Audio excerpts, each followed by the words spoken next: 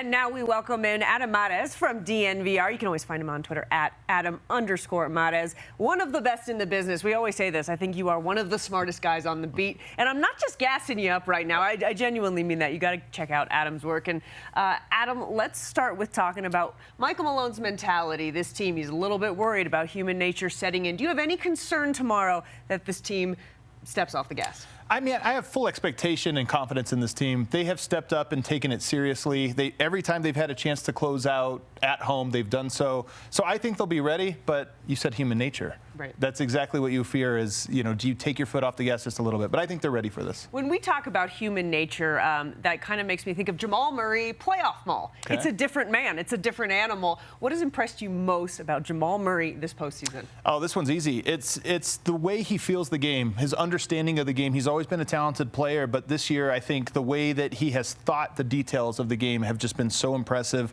Jokic, everybody talks about his basketball IQ, his feel for the game. I think this playoffs, Jamal Murray has matched him, and the fact that those two have mostly been the smartest two players on the court in every series, that's why Denver's where they are. We're going to get to Jokic in a minute, but when you look at tomorrow, the opportunity to close out, what is the one thing, the one big thing the Nuggets have to do against what is going to be a very desperate Heat squad? Play defense. And so they have held him to 93 points, 94 points, 95 points, and I think 109. The 109 is the outlier. That's the one they lost. When they play defense, the series gets easy for them. I don't want to say easy. It's hard to defend. But when they play defense, they win. Tomorrow night, I think, is a great opportunity to extend that. I think maybe a perfect example of that is Michael Porter Jr. Obviously been struggling on the offensive end, but he's always there defensively. But you look at a guy at like MPJ, what do you think he's going through right now? I mean, this has got to be a really tough mental situation for him.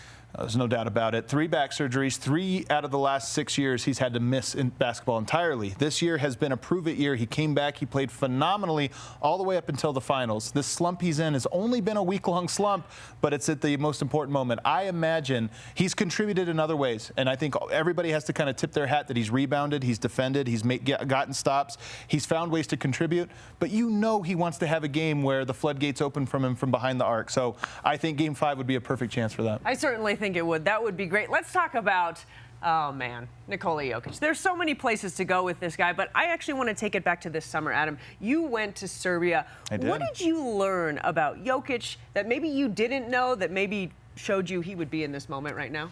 Man, it's a long list. I mean, as you mentioned, we brought 7 of us to Serbia to learn more about the culture, meet some of our fans and following out there, just diehard Denver Nuggets fans. And, you know, the culture and the way that everybody really takes being part of a group, I'm told, is one of the most important things in Serbia. You all have your family, but having a group of friends is so important to Serbian culture. And I think the way he plays the game, it's always about the team. And I know that's a cliche in sports, but I think it's baked into the DNA. It's baked into the culture of Serbians and the way they approach sports. It's always a team effort. So I think going out there, we already knew that about Jokic, but it gave us a deeper understanding of why it's so important to him. When you saw, you know, him and Giannis playing each other, Serbia, Greece, did at any point in your mind say, yeah, Jokic's going to be in a final?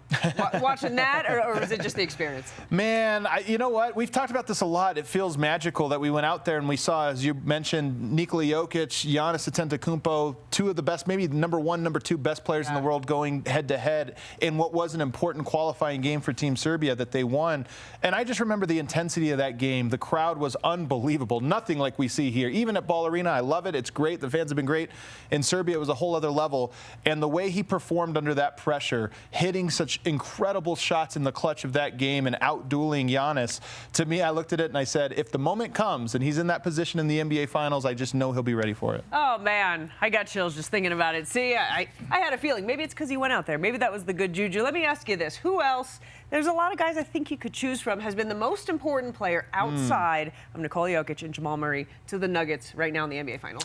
We saw it last game. It was Aaron Gordon. 27 points from him. The points are a godsend. They're lucky. You know, you love when he has a scoring output. But even when he doesn't, his defense in this playoffs has been unbelievable. Guarding LeBron James in one series, Kevin Durant in another one, and now Jimmy Butler. And in all of those series, those guys are going to score. They're great players. But he has made it as hard as anyone has in this playoffs on all of those guys. And when I mentioned 93, 94, 95 points, he's the #1 reason why. Oh, man, that's incredible. Now, you got to always make sure, guys, you check out Adam's stuff if you haven't. You guys always have, you got podcasts every day. You have watch-along parties or watch parties while you watch. And then post-game winners or losers lounge, a lot of winners lounge. Anything else I'm missing?